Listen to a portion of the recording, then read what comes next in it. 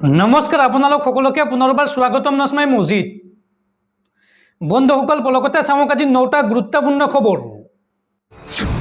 প্ৰথমটো খবৰ, ৰাজ্যৰ চৰকাৰী চিকিৎসকলৈ মুখ্যমন্ত্ৰী হিমন্ত বিশ্ব শৰ্মাৰ কঠোৰ নিৰ্দেশনা। এতিয়াৰ পৰা ব্যক্তিগত চিকিৎসালয়ত চিকিৎসা কৰিব নোৱাৰিব কোনো চৰকাৰী চিকিৎসকে।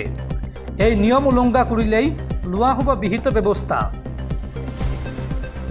চৰকাৰী চিকিৎসকলৈ মুখ্যমন্ত্ৰী হিমন্ত বিশ্ব শৰ্মাৰ কঠোৰ নিৰ্দেশনা। এতিয়াৰ পৰা ব্যক্তিগত চিকিৎসালয়ত চিকিৎসা কৰিব নোৱাৰিব চৰকাৰী চিকিৎসকে। কৰ্তব্যৰ সময়ত ব্যক্তিগত চিকিৎসালয়ত যাব নোৱাৰিব চৰকাৰী চিকিৎসকে। বৰপেটাৰ ফখৰুদ্দিন আলী আহমেদ মেডিকেল কলেজ হাস্পাতাল পৰিদৰ্শনৰ পিছতেই মুখ্যমন্ত্ৰীৰ এই কঠোৰ নিৰ্দেশনা। এই নিয়ম উলংঘা কৰিলেই চিকিৎসকৰ বিৰুদ্ধে লোৱা হ'ব বিহিত ব্যৱস্থা। ব্যক্তিগত নাৰ্ছিং হোম প্ৰতিষ্ঠান ইত্যাদিত চিকিৎসা কৰিব নোৱাৰিব চৰকাৰী চিকিৎসকে। এই কঠোৰ নিৰ্দেশনা মুখ্যমন্ত্ৰী হিমন্ত বিশ্ব শৰ্মাৰ। পৰৱৰ্তী খবৰ, আজিৰ পৰা দেশত বলবৎ হ'ব 3খনকৈ কঠোৰ আইন। প্ৰযোজ্য হ'ব ন্যায় সংহিতা, নাগৰিক সুৰক্ষা সংহিতা আৰু সাক্ষ্য আইন। কি আছে এই নতুন আইনত চাওঁ আহক। আজিৰ পৰা দেশত বলবৎ হ'ব 3খনকৈ কঠোৰ ফৌজদাৰী আইন। কি থাকিব বা কি আছে এই নতুন আইনত চাওঁ আহক। দেশত অন্ত পৰিব IPC আৰু CRPC। প্ৰযোজ্য হ'ব ন্যায় সংহিতা, নাগৰিক সংহিতা আৰু সাক্ষ্য আইন। নতুন আইন অনুসৰি গণহত্যাত জড়িত অপৰাধীক দিয়া হ'ব ফাঁচী। কিশোৰী ধৰ্ষণত জড়িত অপৰাধীক যাৱজ্জীৱন কাৰাদণ্ডৰ শাস্তি দিয়া হ'ব। দলবদ্ধ ধৰ্ষণত থাকিব মৃত্যুদণ্ডৰ শাস্তি। আৰু লগতে আৰক্ষীয়ে দিব লাগিব গ্ৰেপ্তাৰ কৰাৰ তথ্য। অৰ্থাৎ কাৰোবাক বা কোনো ব্যক্তিক আৰক্ষীয়ে গ্ৰেপ্তাৰ কৰিলে তাৰ তথ্য পৰিয়ালক দিব লাগিব আৰক্ষীয়ে। আৰু সন্ত্ৰাসবাদক লৈও দেশত বলবৎ হ'ব কঠোৰ আইন।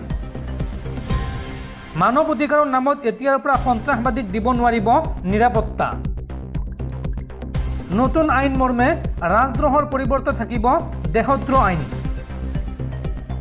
প্ৰযোজ্য নহ'ব হিট এণ্ড ৰাণত আৰোপ কৰা শাস্তি। সাময়িকভাৱে কেন্দ্ৰীয় চৰকাৰে স্থগিত ৰাখিলে 106ৰ 2 ধাৰাটো। পৰৱৰ্তী খবৰ, সাৱধান ৰাজ্যবাসী, ৰাজ্যত পুনৰ বতৰৰ ল'ব কালৰূপ। অহা 4 জুলাইলৈকে ৰাজ্যত হ'ব ধাৰাসাৰ বৰষুণ। আৰু এই সন্দৰ্ভত ৰাজ্যজুৰি ৰেড এলাৰ্ট জাৰি বতৰ বিজ্ঞান কেন্দ্ৰৰ। আগন্তুক কেইবাদিনলৈকে সাৱধান হওক ৰাজ্যবাসী। ৰাজ্যৰ কেইবাখনো জিলালৈ বতৰ বিজ্ঞান কেন্দ্ৰৰ ৰেড এলাৰ্ট জাৰি। অহা 4 জুলাই পৰ্যন্ত ৰাজ্যৰ সকলো জিলাতে জাৰি কৰা হৈছে এলাৰ্ট। অৰ্থাৎ সমগ্ৰ ৰাজ্যৰ সকলো জিলাতে কম বেছি পৰিমাণে বৰষুণৰ সম্ভাৱনা আছে 4 জুলাইলৈকে। এই কথা জনাইছে বতৰ বিজ্ঞান কেন্দ্ৰই। দৰ্শকসকল আৰু বহুতো গুৰুত্বপূৰ্ণ খবৰ আছে। তাৰ আগতে আপোনাক জনাওঁ যে যদি আপুনি এতিয়ালৈকে এইটো ভিডিঅ'ত লাইক কৰা নাই তেন্তে এতিয়াই ভিডিঅ'টোত লাইক কৰি দিয়ক। আৰু এনেকুৱা ধৰণৰ ভিডিঅ'সমূহ নিতৌ চাবলৈ চেনেলটো ছাবস্ক্ৰাইব কৰি কাষত থকা বেল আইকনটো প্ৰেছ কৰি ৰাখক। পৰৱৰ্তী খবৰ, বিৰাট কোহলি, ৰোহিত শৰ্মাৰ পাছত এইবাৰ নৱপ্ৰজন্মৰ বাবে মঞ্চ এৰিলে ৰবীন্দ্ৰ জাদেজাই। বিশ্বকাপ জয়ৰ এদিন পিছতে T20 ফৰ্মেটৰ পৰা অৱসৰ ঘোষণা কৰিলে ক্ৰিকেটাৰ ৰবীন্দ্ৰ জাদেজাই। অৰ্থাৎ এতিয়াৰ পৰা আৰু আন্তঃৰাষ্ট্ৰীয় ক্ৰিকেটত দেখা নাপাব ৰবীন্দ্ৰ জাদেজাক। পৰৱৰ্তী খবৰ, বঙাইগাঁৱৰ পঞ্চায়ত সচিব হত্যাকাণ্ডৰ মূল অভিযুক্ত গ্ৰেপ্তাৰ। গুৱাহাটীৰ বৰবাৰীৰ পৰা গ্ৰেপ্তাৰ কৰা হৈছে জনক নাৰ্জাৰীক। বঙাইগাঁও গড়চুক আৰক্ষী আৰু ক্ৰাইম ব্ৰাঞ্চৰ অভিযানত গ্ৰেপ্তাৰ কৰা হৈছে। উল্লেখযোগ্য যে বাইকত অহা দুৰ্বৃত্তই দিন দুপৰতে গুলীয়াই হত্যা কৰিছিল পঞ্চায়ত সচিব চন্দ্ৰকান্ত দাসক। আৰু নিজ পত্নীয়ে চুপাৰী কিলাৰ নিয়োগ কৰি হত্যা কৰোৱাইছিল স্বামীক। এই পৰ্যন্ত ঘটনা সন্দৰ্ভত চন্দ্ৰকান্ত দাসৰ পত্নীসহ 6 অভিযুক্তক গ্ৰেপ্তাৰ কৰা হৈছে। সামাজিক মাধ্যমত এই কথা জনালে অসম আৰক্ষীৰ DGP GP সিঙে। পৰৱৰ্তী খবৰ, মহাকাশত আবদ্ধ হৈ পৰা মহাকাশচাৰী সুনীতা উইলিয়ামছক লৈ এবাৰ ডাঙৰ মন্তব্য কৰিছে ভাৰতীয় মহাকাশ গৱেষণা সংস্থা ইছৰোৰ মুৰব্বী S সোমনাথে। কি ক'লে ইছৰোৰ মুৰব্বীগৰাকীয়ে চাওঁ আহক। কথা আছিল তৃতীয়বাৰৰ বাবে মহাকাশ ভ্ৰমণলৈ যোৱা মহাকাশচাৰী সুনিতা উইলিয়ামছ 13 জুনত পৃথিৱীলৈ ঘূৰি আহিব। কিন্তু যিখন বাহনত তেওঁ ঘূৰি অহাৰ কথা আছিল সেই বাহনখনত হ'ল যান্ত্ৰিক বিজুতি, যাৰ বাবে পৃথিৱীলৈ ঘূৰি আহিব পৰা নাই সুনিতা উইলিয়ামছ। সুনিতা ঘূৰি আহিব লগা বাহনখনত হোৱা যান্ত্ৰিক বিজুতিৰ বাবে বাঢ়ি গৈছিল উদ্বিগ্নতা আৰু ভয়। অৱশ্য ভাৰতীয় মহাকাশ গৱেষণা সংস্থাৰ মুৰব্বী এছ সোমনাথে দিয়া এক বাৰ্তাৰ পিছত সকাহ লাভ কৰিছে সুনিতাৰ অনুৰাগীসকলে। এছ সোমনাথে কয় যে সুনিতাৰ উভতি অহাৰ ক্ষেত্ৰত চিন্তা কৰিবলগীয়া একো নাই। এয়া কেৱল সুনিতাৰ ক্ষেত্ৰতে নহয়, যিকোনো মহাকাশচাৰীৰ ক্ষেত্ৰত এনেকুৱা সমস্যা হ'ব পাৰে।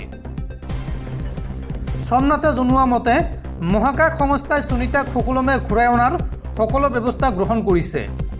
লগতে মহাকাশ কেন্দ্ৰত দীৰ্ঘদিন থাকিবলৈ অতি নিৰাপদ স্থান, চিন্তাৰ কোনো কথা নাই। ইফালে আমেৰিকাৰ মহাকাশ গৱেষণা সংস্থা নাছাই কয় যে আন্তঃৰাষ্ট্ৰীয় মহাকাশ কেন্দ্ৰত সুনিতা আৰু তেওঁৰ সতীৰ্থ বুছ উইলমৰ সম্পূৰ্ণ নিৰাপদ।